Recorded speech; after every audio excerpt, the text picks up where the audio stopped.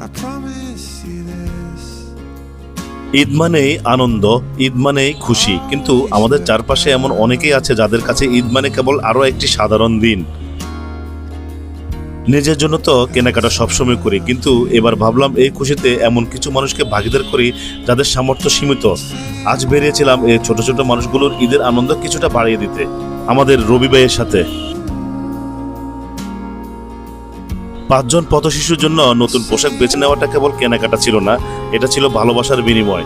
নতুন কাপড়ের গন্ধ যখন তাদের মুখে অনাবিল হাসি ফুটিয়ে তুলল, তখন মনে হলো আমাদের ঈদটা সত্যিই সার্থক। আসুন আমাদের সামর্থ্যের ভেতর থেকেই এবারের ঈদের আনন্দ ভাগ করে নেই তাদের সাথে, যারা আমাদের দিকে তাকিয়ে থাকে। আপনার একটু উদ্যোগ বদলে দিতে পারে কারো পুরো ঈদ।